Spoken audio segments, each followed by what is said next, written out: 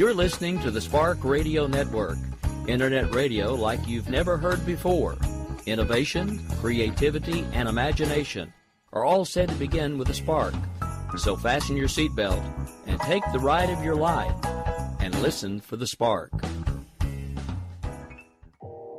You are listening to KLRN Radio, where liberty and reason still reign. Hey, this is John Preston, Marine Combat Veteran and Pacific Records recording artist.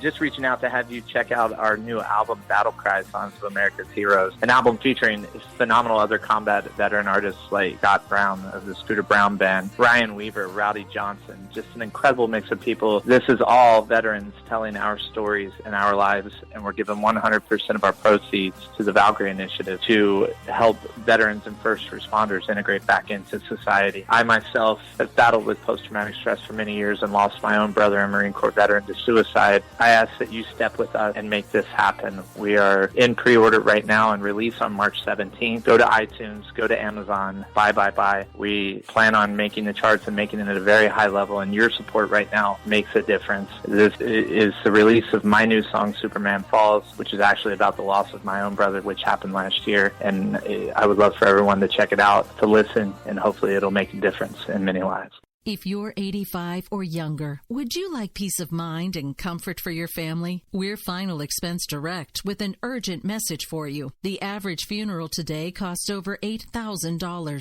but the most you'll get from government benefits is $255. How will your family pay the difference? We can help. Our senior plans start as low as just $1 a day and pay up to $30,000 for a funeral and other final expenses. Peace of mind is easy. There's no medical exam. You'll have lifetime coverage, and your plan can't be canceled as long as you pay your premiums. Call now for free information about our senior plans. Answer a few simple questions and receive approval right on the phone. Plus, call right now and we'll give you a discount prescription card for free. Call 800-553-8687. That's 800-553-8687. Again, 800-553-8687.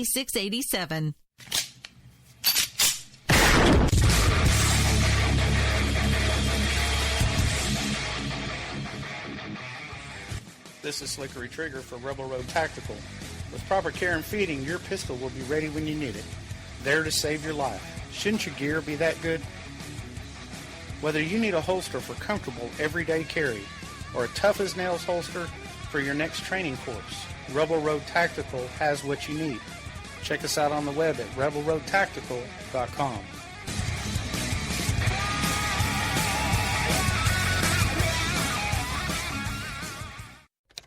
Sometimes riders feel lost, unsure why a passage may not be working. It takes another set of eyes to help us nurture our writing into full maturity. At Black Wolf Editorial Services, we strive to enable writers to develop and grow, offering manuscript critiques and line edits through a mentoring editorial style. We also offer assistance on generating a writer's bio for your websites. Black Wolf Editorial Services, nurturing your writing into maturity. For a full list of services, visit blackwolfeditorial.com. Here's George Foreman with InventHelp. Hi, I'm George Foreman. Do you have an idea for a new product or invention? People ask me all the time, George, how do I get my idea in front of companies? How do I get a patent? What do I do next? Do you have the same questions? I'll tell you like I'll tell them all. Call my friends at InventHelp. Call InventHelp today for free information. InventHelp has been helping inventors for more than 30 years and has sales offices nationwide. InventHelp can submit your invention to companies who are interested in receiving new ideas. If you have an idea and want to try to patent it and submit it to companies, you should call InventHelp today for free information. Listen, I can't guarantee a company will be interested in your idea, but I believe every inventor deserves the opportunity to step into the ring and take their best shot. Put InventHelp in your corner. To get your free inventor's information, call 1-800-353-6490. That's 1-800-353-6490. Again, 1-800-353-6490. KLRN Radio has advertising rates available. We have rates to fit almost any budget. Contact us at advertising@klrnradio.com.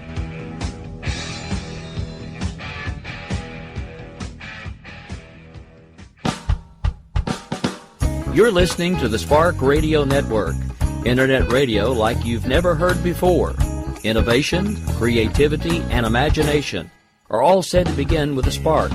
So fasten your seatbelt and take the ride of your life and listen for the spark. You are listening to KLRN Radio, where liberty and reason still reign. My name is Jessie. I'm a United States Special Forces widow.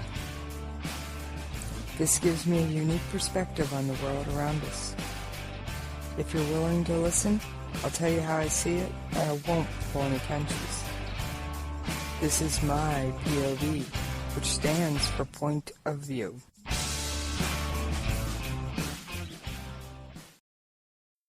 All right, this is Jessie. How y'all doing out there today? You know I miss you when we're not talking. Now, first, I'm going to say, if you go looking for Thursday or Friday shows, sorry, there was none. I'm involved in a super secret KLRNRadio.com project. I can't give away any more on air. Station manager Ann has sworn me to secrecy. But all I can say is, it's huge! Yes, it's huge. It's going to be awesome when it's all done. But unfortunately, that's all I can say, folks. All I can say is there's 4 or 5 people working feverishly behind the scenes on something I can't let the cat out of the bag on yet. Now, unless you live under a rock, and I really don't like to think my listeners live under a rock, you know there was a green on blue attack this past weekend. And for those of you who are regular listeners to my show, you know that means we will end the show on taps. For those of you who don't know what that means, because you tuned in for the first time, well, it means that I will read the official Department of Defense release about the soldiers who perished, and we will honor them by playing taps. So that's my way. Every time the DoD announces a casualty, that's my way of honoring the men and women who fight the fight every day and who have given their last full measure. So, just to be advised, that will be happening at the end of the show. Now, someone actually shot me an email wanting to know, why do I announce when I'm going to end on taps? Well, I had one widow approach me and ask me why I did it. And it's my way of, like I said, honoring those who gave their last full measure. I've had another widow who said she loves my show, she just can't handle taps, so to let her know when it's going to happen, she'll cut out a few minutes early. So I do it out of respect to not only the men and women of the armed forces that listen, but those who have suffered their own losses and don't wish to be reminded of it. Now, there is something interesting going on at this hour. Yes, believe it or not, there's still a hearing going on in Congress. It's the Senate Armed Services Budget Committee hearing, which you wouldn't think would be very interesting. I was kind of listening before I came on the air, which is why I was just a couple minutes late getting started. But I'll try during the commercial break to see if I can get a fantastic audio clip, something that Matt has said about Russia being an adversary and why he views them as such. I thought it was amazing audio. Unfortunately, I wasn't recording it at the time. What? Wait a minute. No, anything that's said on the congressional floor or in a hearing is free of copyright. So don't yell at me, kids. I'm not breaking copyright rules by recording audio from a Senate hearing. I'm just not waiting for them to give me the finalized loadable version. Which honestly is no better than what I can already get. So, Relax. Take a deep breath. I'm not breaking any rules. I tried to find it. I searched diligently before I came on air. Unfortunately, that search was to no avail. I will make a second attempt at getting it during the commercial break. All right, moving right along. Yes, show prep. For those of you who don't know what that sound is, every time I come on air, as long as, assuming I'm at home, in my home studio, and I've got my show prep printed out, I tap it on the desk so you can actually hear it, because, yes, I take my time and sift through news stories I don't think the mainstream media has picked up. Someone asked me about my sources.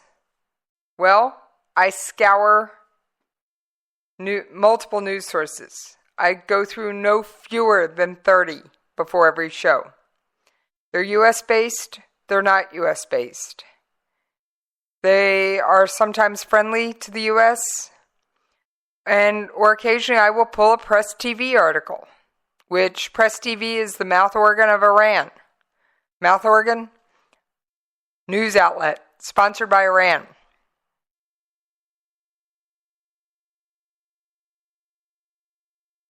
I'll pull Al Jazeera. I'll pull whatever's got the story. I'm not ashamed to say it, and I won't back down from using it. If it's got the news story I want to bring, I'll grab it. Now, I will warn you if it's coming from a particularly hostile source, because I will often read exactly what they have printed and then give you my feedback on it. Just as a reminder, I am over in the KLRNRadio chat room, where not only can you listen to the show live, yes, live, you can interact with me. So, and as was announced on Twitter today, yes, June 28th, mark your calendar now, June 28th, Bunny will be rejoining the airwaves. Yes, her new show will be called Foo Bar, One Nation Under Foo. And she's on Twitter. Her handle is @PolitaBunny. So she is just an absolute amazing person.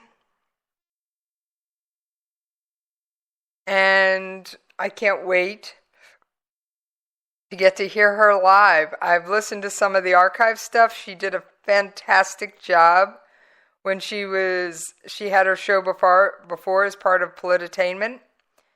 Now, just as a reminder, how you can interact with me if you can't get to the KLRN radio chat room while I'm live on the air or anytime, you can tag me in a tweet at Jesse's POV. You can email me at the station, jessespov@klrnradio.com. Yes, I do personally answer and respond to all emails. No, I don't have an assistant. I do 99% of my work myself. So, what is going on in this world? Well, we have Iran acting as if they're being all big and humanitarian. We have North Korea, quote unquote, one obstacle away from developing a ballistic missile capable of reaching the U.S. And, I'm not done. And that doesn't include, if I can get the thing from, we've got Dennis Rodman heading back to the DPRK. Oh yes, Dennis Rodman. And as if that wasn't enough, it looks like Iran will be participating in the World Cup along with, and Zumba has come under attack. I'll explain where later. And we've got the third anniversary of Daesh's invasion of Iraq and what's going on with Operation Inherent Resolve.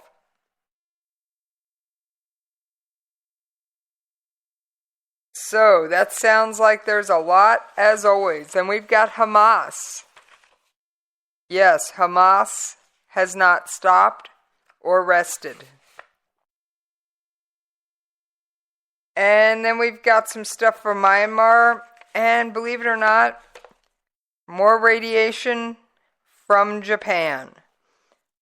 So, I will explain all of that as the show goes on.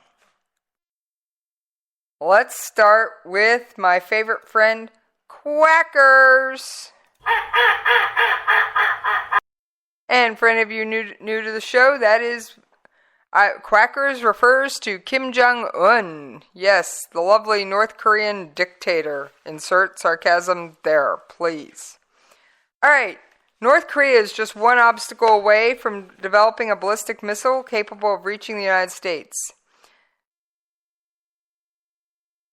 Missile specialist Jeffrey Lewis said as soon as Kim Jong-un's army figures out how to attach a warhead that can withstand the heat of being launched from Pyongyang to D.C., their mission will be complete. The Hermit Kingdom has been building up to a position of being able to launch a weapon of mass destruction over the Atlantic and has routinely fired test rockets this year. Mr. Lewis said that the Hermit Kingdom almost certainly has a warhead capable of being fit onto the missile. It's now a case of making the necessary tweaks.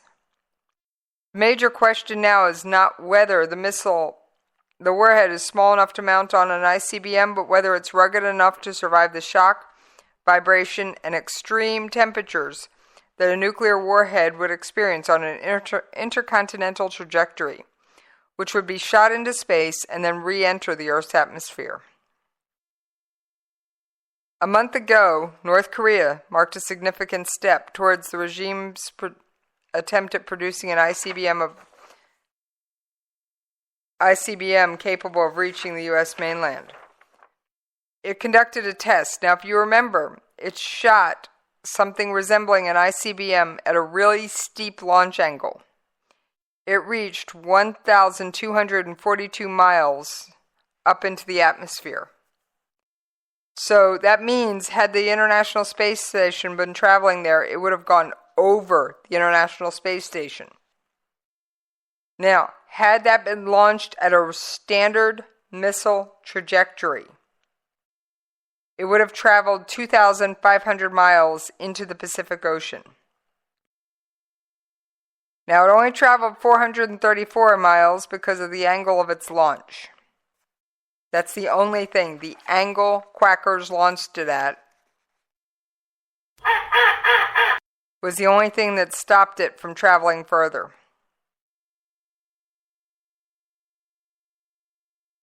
Now, how far away is North Pyongyang to reach the rest of the world? U.S. Naval Base Guam, 2,114 miles. So that means that the current missile could reach it. Hawaii is 4,727 miles. London, over mainland Europe, is 5,379 miles. San Francisco is 5,588 miles. LA, Los Angeles, 5,935 miles. Washington, D.C., 6,857 miles. Just to give you a few ideas. But that means our naval base in Guam is already within striking distance. And that, folks, does not sit well with this show host. Quackers, unfortunately, you may be getting something right. The reclusive North has defied all calls to rein in its weapons program, even from its lone major ally, China. However, if you're a regular listener to this show, you know that China's been kind of backing out a bit. And Russia has been stepping up. So, and yes, North Korea has been seriously stepping up its game. And that's not something I like to see. I'm sorry. It just isn't. North Korea needs to back off. Yes, North Korea needs to back off.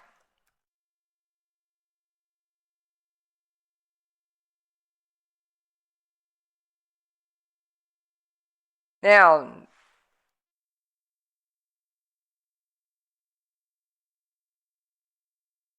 North Korea sees humanitarian aid as leverage.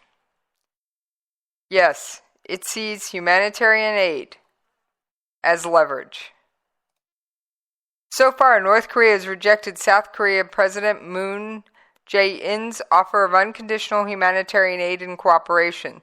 Since he took office in early May, the new liberal South Korean leader has tried to balance strong support for military deterrence and international sanctions against Pyongyang's nuclear and ballistic missiles with increased engagement to restart the inter-Korean dialogue and cooperation. The government in Seoul has approved numerous requests from private charities to offer assistance to help alleviate the rampant poverty and poor health conditions in North Korea, where 84% of households have borderline or poor food consumption. Yes, I repeat, 84%. Last week, North Korea denied entry to the Korean Sharing Movement, a private relief organization that provides insecticides, diagnostic kits, and nets to prevent malaria. And this is according to the World Health Organization. North Korea had over 7,000 malaria cases in 2015. The North Korean state-run newspaper, Radong Samun, said in an editorial last week, nobody can expect relations to improve just because they allow some humanitarian aid or civilian exchanges that the previous conservative clique halted. So, Pyongyang is more interested in restarting the major revenue-generating complex like Kaesong Industrial Complex and Kamgang Mountain Tourism Project. It's willing to hold up humanitarian aid as leverage to try to gain major concessions. So basically they're saying you're not allowed to help our people get the food and medicine they need unless we can make money. Quackers, that's just wrong. What was that, Host Kitty? What's your comment? Oh yes, Host Kitty is no Kim Jong-un fan. He says he'd like to go duck hunting, for the record. If the North Korean official news agency indicated Pyongyang is close to testing an ICBM that could potentially reach the U.S. mainland, such a severe provocation would be seen as a direct threat to national security. It would draw, at the very least, much more severe sanctions, even from its main economic supporter, China. South Korea's Unification Ministry said that Seoul will strongly respond to North Korea's missile provocations, but will also flexibly review private-level inter-Korean exchanges to try and reduce tensions without degrading the effectiveness of sanctions against the North. So Kim Jong-un is being quite the stubborn duck, what can I say? He doesn't care if his people starve. He doesn't care if they don't get what they need. He just wants to make a buck. And that does not surprise me. Oh, yes. Now, Basketball Hall of Famer Dennis Rodman will travel to North Korea for his first visit to the communist nation in more than 3 years. And of course, he's going as a private citizen. And when this article came out, he hadn't yet landed in North Korea. Of course, if you are all a follower of Kim Jong-un, which unfortunately my job requires me to keep up on his favorites, Kim Jong-un is quite the basketball fan, because he briefly attended a boarding school in Switzerland and is reportedly a fan of the NBA, including the Chicago Bulls. North Korea is not a place to visit However, despite what would happen to an average American, as Dennis Rodman is a guest of Kim Jong-un, my suspicion is that he will not be arrested or detained. However, I still wouldn't go to Pyongyang, even as a guest of Kim Jong-un. All right. Because of my late start, we have reached the bottom of the hour. So, I'm going to ask you to hang in there with me while I take a brief commercial break, and I will check up on that audio clip and see you on the other side. You can play dead if you wanna. Forget what they said if you wanna. Turn your back on the country needing you right now, but I don't wanna. You're listening to the Spark Radio Network, Internet radio like you've never heard before. Innovation, creativity, and imagination are all said to begin with a spark. So fasten your seatbelt and take the ride of your life and listen for the spark. You are listening to KLRN Radio, where liberty and reason still reign. Hey, this is John Preston, Marine combat veteran and Pacific Records recording artist.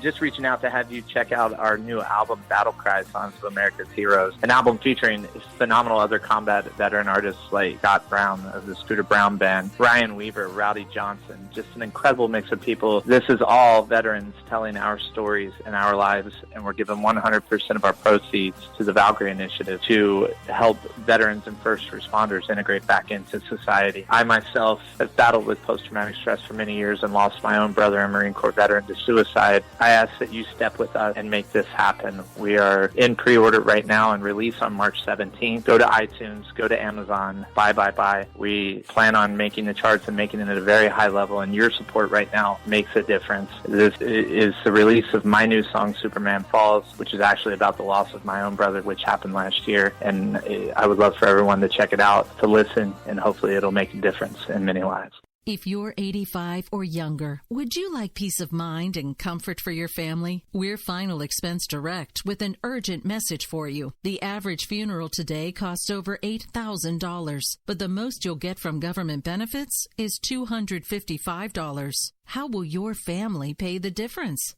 We can help. Our senior plans start as low as just $1 a day and pay up to $30,000 for a funeral and other final expenses. Peace of mind is easy. There's no medical exam. You'll have lifetime coverage, and your plan can't be canceled as long as you pay your premiums. Call now for free information about our senior plans. Answer a few simple questions and receive approval right on the phone. Plus, call right now and we'll give you a discount prescription card for free. Call 800-553-8687. That's 800-553-8687. Again, 800-553-8687. 687.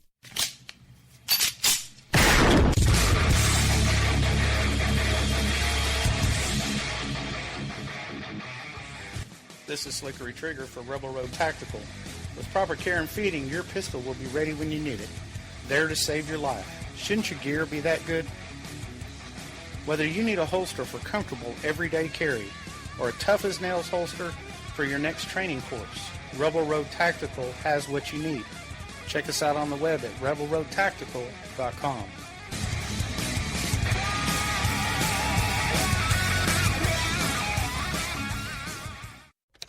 Sometimes riders feel lost, unsure why a passage may not be working. It takes another set of eyes to help us nurture our writing into full maturity. At Black Wolf Editorial Services, we strive to enable writers to develop and grow, offering manuscript critiques and line edits through a mentoring editorial style. We also offer assistance on generating a writer's bio for your websites. Black Wolf Editorial Services, nurturing your writing into maturity. For a full list of services, visit blackwolfeditorial.com.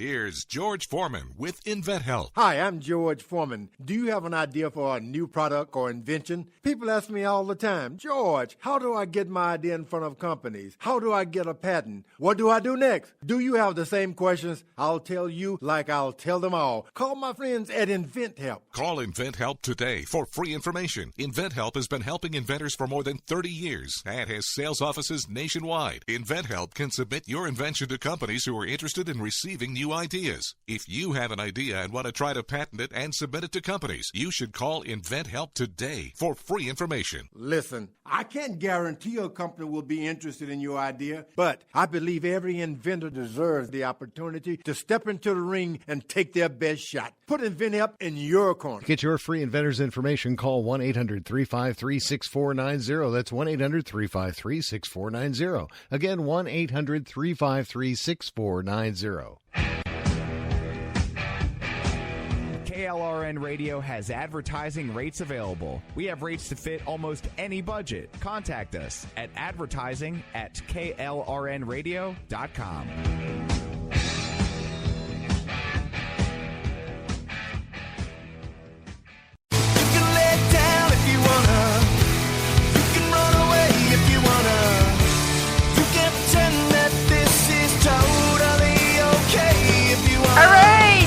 For hanging in there with me over that commercial break. Yes, it is good to be back, and I got it. I got the audio clip that I was seeking.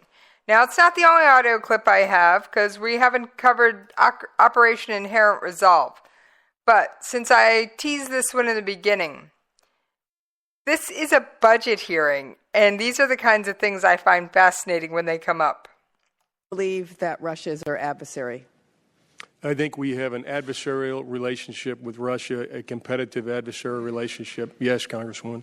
Secretary Mattis? Mr. Putin has chosen to be a strategic competitor. Yes. Now, that was only 15 seconds, but it does speak volumes. Russia, the Cold War is on. The Cold War is back.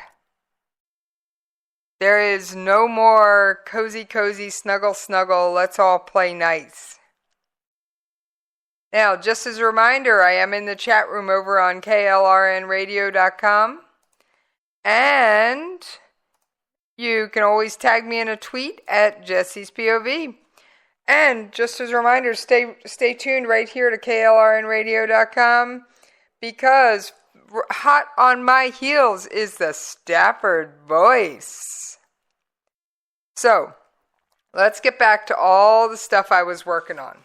All right. Oh, yes, there's always something.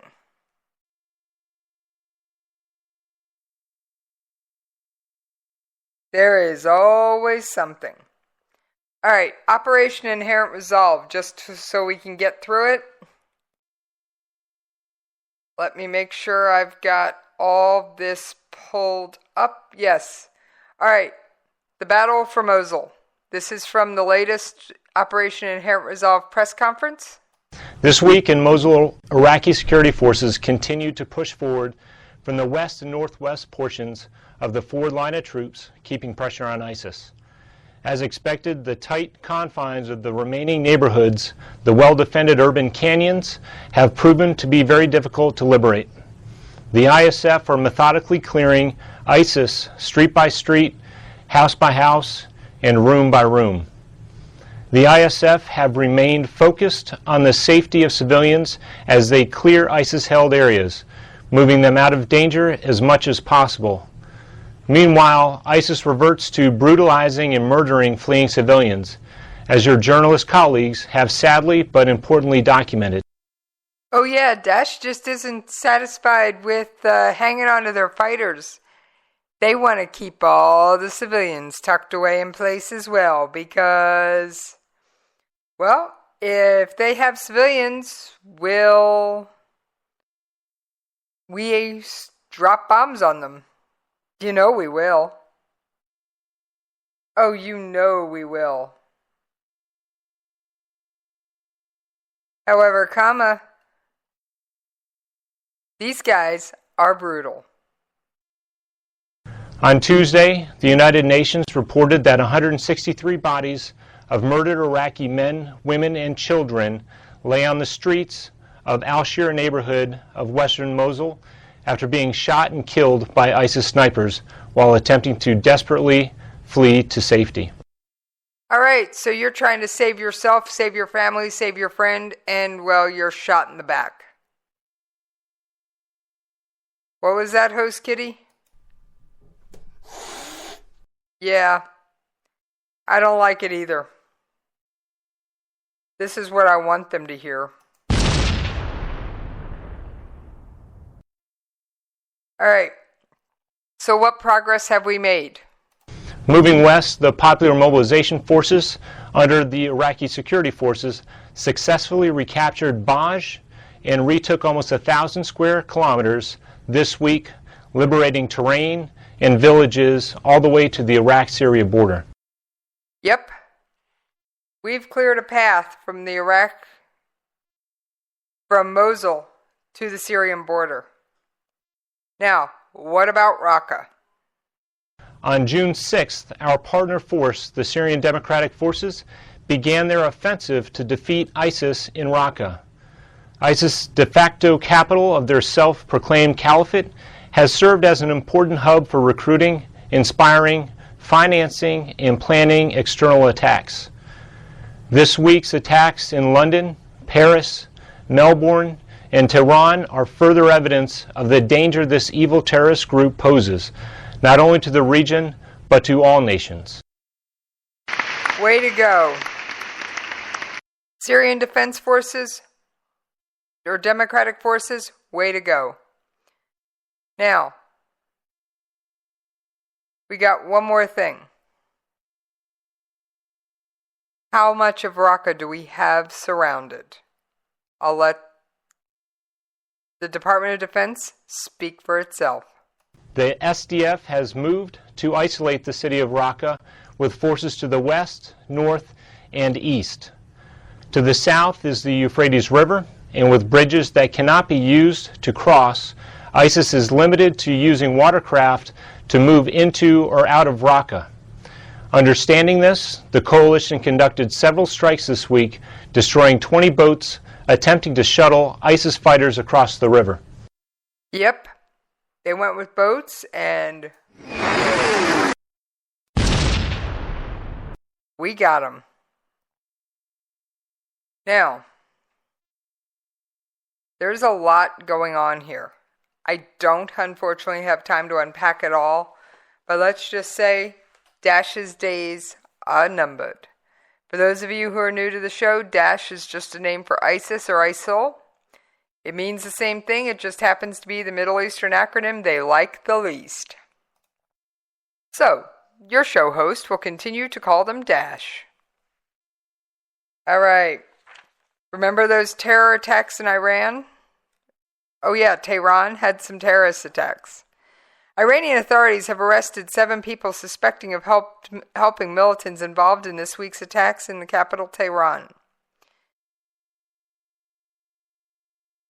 Daesh claimed responsibility for the suicide bombings and gun attacks on Parliament and the mausoleum of the Islamic Republic of Iran's founder, Ayatollah Ruhollah Khomeini, that killed 17 people on Wednesday. Ahmed Falazine, a provincial judiciary official, said the 7 people were suspected of providing support for the terrorist team and were detained in Fardist, about 50 kilometers west of Tehran. On Friday, the authorities announced the arrest of 41 suspects in connection with twin attacks in Tehran. Separately, the head of judiciary in Fars province said 7 people were detained in the southern Laristan area for possible ties to Daesh. Oh yeah. So we are watching as even Iran battles Daesh, whether they want to or not. Now, Iran sending humanitarian aid. Oh my gosh. What has this world come to. Iran said 5 Iranian planes filled with food have landed at Doha airport as the blockade against Qatar by Saudi Arabia and other Gulf countries starts to bite. Iran said the planes were filled with vegetables and that it plans to send 100 tons of fresh fruit and legumes every day to the import-dependent nation. So far, 5 planes carrying vegetables have been sent to Qatar. Yes, Qatar. Each carrying around 90 tons of cargo. While another plane will be sent today, and we will continue sending deliveries as long as they are in demand. And this is from Iran air spokesman Sharkha Nazbadi. Saudi Arabia, the UAE, and Bahrain and Egypt cut ties with Qatar last Monday, accusing Doha of supporting and financing terrorism in the Middle East and elsewhere. This is a charge Qatar denies. Separately, Iran is preparing to send a flotilla of warships first to Oman, then later to international waters north of the Indian Ocean and the Gulf of Aden. The agency said the fleet was dispatched as part of Iran's commitment to fight international piracy, and did not mention tensions with the Arab countries involved in the spat with Qatar. As well as cutting air, sea, and land links with Doha, 3 of the countries involved, Saudi Arabia, Bahrain, and United Arab Emirates, ordered Qatari citizens to leave within 14 days. On Sunday, Qatar said 11,000 citizens of those countries that have cut ties will be allowed to stay in the country. The state of Qatar has not taken any steps regarding the inhabitants on its territories who are citizens of brotherly and friendly countries which have cut diplomatic relations or downgraded diplomatic representation with the state of Qatar in the wake of biased and hostile campaigns against the state of Qatar. Citizens of these states have absolute freedom to stay in the territories of the state of Qatar in adherence with the laws and applicable regulations in the country in the context of working treaties established with them. So, who knows what's going to happen? But I find it hilarious, yes, hilarious, that Iran is now acting as a sender of humanitarian aid. Come on. Iran, remember your Middle East scorecard. Let's do a quick refresher. We'll start with Iran, since that's what we're talking about. Who does Iran trade with? North Korea. Who's North Korea's big brother? Well, I used to say exclusively China, but now I'm going to add Russia to that list. Who is Iran helping to prop up? None other than Bashar al-Assad in Syria. And who else is helping prop up Bashar al-Assad? Russia. Who's trampling all over Syria right now? Daesh. Then you've got Iraq. Then you've got Turkey and Iraq.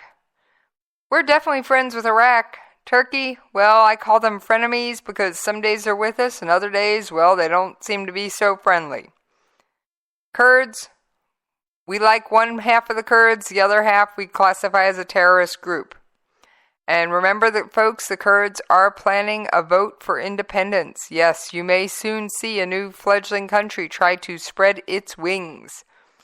This would be history in the making. All right, so now that we've gone over the Middle East scorecard in just a brief minute,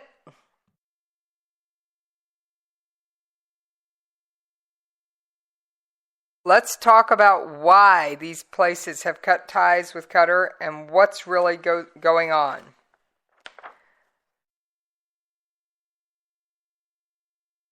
The four Arab states upped their pressure by designating 59 people and several charities linked to Qatar, placing them on their terrorist list. Qatar says the move is isolated or politically motivated, and that they do not and have not and will not support terrorist groups. Now, of course, as the old saying goes, one man's terrorist is another man's freedom fighter. Qatar's Arab neighbors have accused it of backing al-Qaeda and Daesh's ideology across the region, from Syria to the Sinai Peninsula. Experts say Qatar finances have indirectly propped up militant groups. Similar accusations were leveled at Saudi Arabia and other Gulf countries in the early days of 2011. Oh yes, but these governments amended their official stances and financing laws. Some expressed concern that the row between Saudi Arabia and Qatar will undermine all finances to the Syrian opposition, where on the ground the lines are blurred over which groups cooperate with radicals. Hassan Hassan, a Syria expert, has said that Qatar never supported al-Qaeda or Daesh directly. However, he said Qatar has supported Ahrar al-Sham, whose founders are linked to al-Qaeda. For its part, Saudi Arabia once hosted members of Ahrar al-Sham at a Syrian opposition conference in its capital. So your host is going to say that nobody in the Middle East's hands are completely clean, with the possible exception of Israel. And yes, I'm Jewish. Get over it, kids. All right. We are still in the Middle East. Yes, we are all over the Middle East. Iran could become just the second team to advance through qualifying for the 2018 World Cup after Brazil, while China and Qatar could officially be eliminated from contention in Asian qualifiers this week. Oh yes. Oh yeah, Iran defeated Uzbekistan. Unbeaten Iran hasn't conceded any goals in 7 games in the third round of qualification, from which the 2 top teams in both groups get automatic spots at Russia 2018. The 2 third-place finishers enter a playoff series. So South Korea is trying to advance to a 9th successive World Cup with a win in Qatar. It's interesting how sports seems to transcend politics. Now, where is Zumba under attack? Come on, Zumba. Yeah, the exercise class. Dancing. I don't do it, but I've heard it's a blast. A call made by a local sports federation to ban Zumba dance classes across, wait for it, Iran has angered many online. The Iran Sport for All Federation penned a letter to Iran's Ministry of Youth Affairs and Sports to ban activities, including Zumba, for contravening Islamic ideology. So, oh yes. Many Iranian social media users criticized the proposed ban using the Persian language hashtag for Zumba. Iran Sport for All President Ali Madraz's letter posted on the Iranian Sports Ministry website said the aim was to develop athletics for everyone in the framework of supreme Islamic ideology and the Islamic Republic of Iran's sports structure. And one of the most prominent sentence was, please issue a regulation to ban some activities such as Zumba, which include rhythmic motions and dance and are unlawful in any shape and title.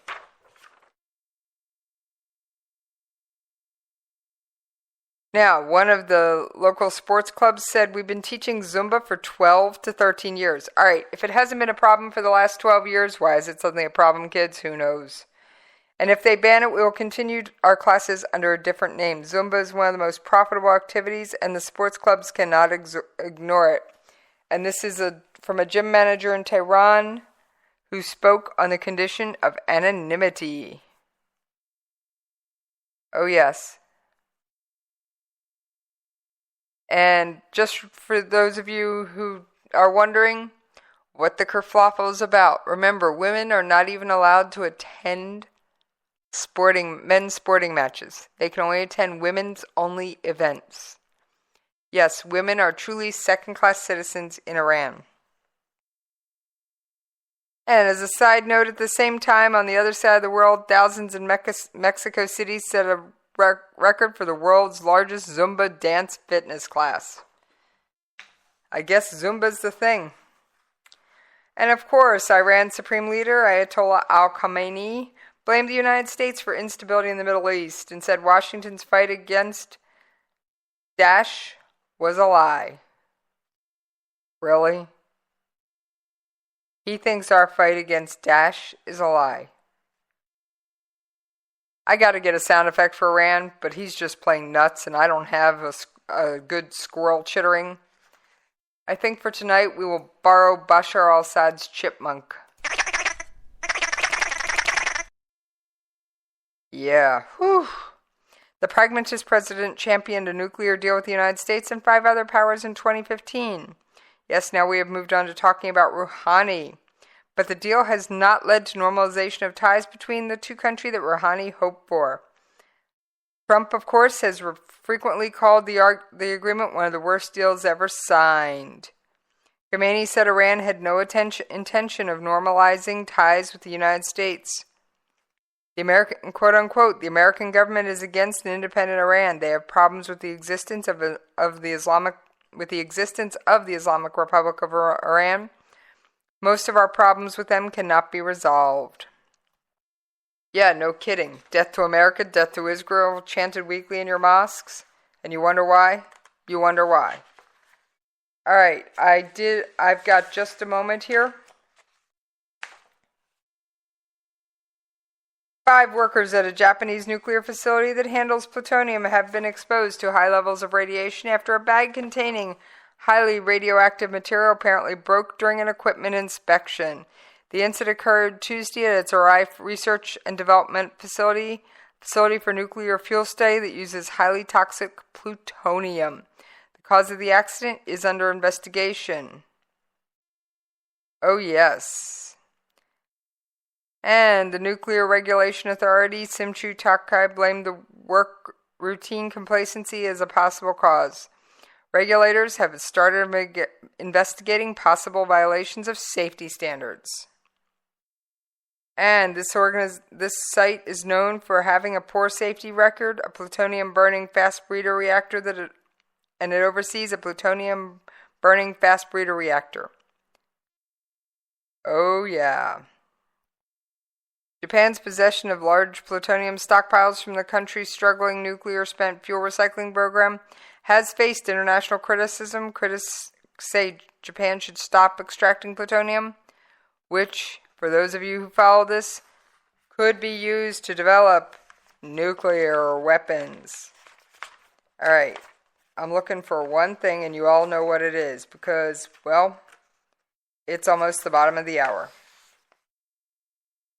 Alright, I've got one more story and then we're getting to the end of the show. The Israeli government is asking the United Nations Security Council to condemn Hamas after the terror group reportedly built an elaborate tunnel underneath 2 Gaza schools run by, wait for it, the United Nations Relief and Works Administration. Hamas regularly uses tunnels to smuggle arms and supplies in and out of the Gaza Strip, and has dug extensive attack tunnels that cross into Israeli territory, use Israeli electricity, and have been used to commit acts of terrorism. But the discovery of the tunnel beneath 2 United Nations-run schools makes some question whether the United Nations Relief and Works Administration was actually surprised by it, or whether it was secretly colluding with a terror group. Yes, is the UN colluding with a terror group? I don't know. Alright, just as a reminder, you can always shoot me an email at the station, Jesse's POV at KLRNRadio. You can catch me on Twitter at Jesse's POV, and you can catch me back here tomorrow night on KLRNRadio.com. These are the last, I'm about to read the official Department of Defense press release, and these are the last words you will hear from me as we will end the show on taps. The Department of Defense announced the death of 3 soldiers who were supporting Operation Freedom's Sentinel. They died June 10th in Pekka Valley, Nangarhar Province, Afghanistan, of gunshot wounds sustained in Pekka Valley, Nangarhar Province, Afghanistan. The incident is under investigation. The soldiers were assigned to Headquarters and Headquarters Battery, 3rd Battalion, 320th Field Artillery Regiment, 101st Airborne Division Air Assault, Company D, 1st Battalion, 187th Infantry Regiment, 3rd Brigade Combat Team, 101st Airborne Division, Air Assault, Fort Campbell, Kentucky. Killed were Sergeant Eric M. Hook, 25, of Baltimore, Maryland, Sergeant William M. Bays, 29, of Barstow, California, and Corporal Dylan C. Baldridge of Youngsville, North Carolina. They gave their last full measure.